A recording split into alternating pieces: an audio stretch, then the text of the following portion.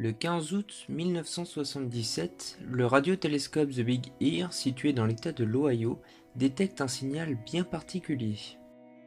Le signal est nommé 6EQUJ5. Ce sont les inscriptions découvertes dans la bande étroite dans laquelle le signal figure. Il proviendrait de la constellation du Sagittaire et dure 72 secondes. C'est un signal intense 30 fois plus fort que le bruit de fond normal. Il est découvert par l'astrophysicien Jerry R. Ehman qui, en voyant les résultats, nota un waouh d'étonnement dans la marge.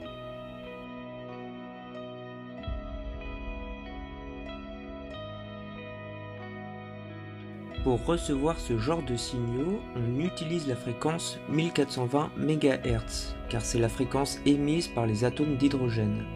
Et l'hydrogène, c'est l'élément le plus présent et le plus simple dans l'univers. Ce qui pousse à penser qu'une civilisation intelligente connaisse cette fréquence radio et l'utilise pour nous contacter. Ici, c'est la fréquence employée. La réception d'un signal est composée de différents chiffres et plus rarement de lettres. Plus le signal est intense, plus le chiffre sera grand. Un espace vide correspond à une intensité relative par rapport au bruit de fond. De 0 à 1, il est faible. De 2 à 9, il est assez fort. À partir de 10, les intensités sont très fortes et sont indiquées par une lettre.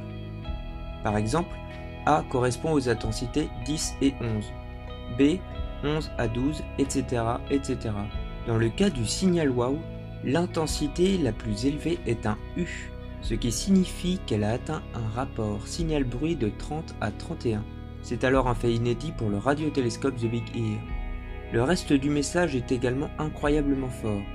6EQUJ5. De plus, le résultat reçu apparaît sur une seule et même bande, chaque bande correspondant à moins de 10 kHz. Cela tend ainsi à penser qu'il s'agit d'un contact radio provenant d'une vie intelligente.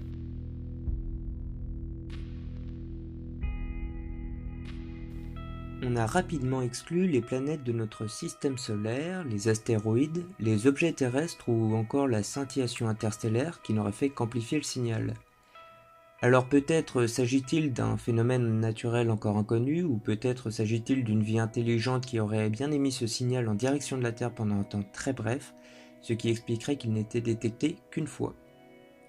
Cependant, il y a des scientifiques qui ont récemment avancé une nouvelle hypothèse.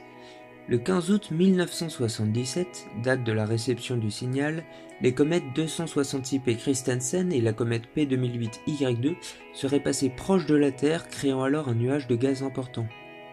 Ce qui expliquerait la variation enregistrée par The Big Ear. En effet, il semblerait que les comètes dégagent beaucoup d'hydrogène lorsque la glace présente à leur surface fonde à cause d'ultraviolets.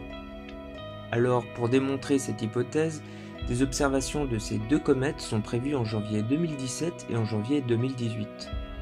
Le mystère du signal WOW a donc peut-être trouvé sa réponse.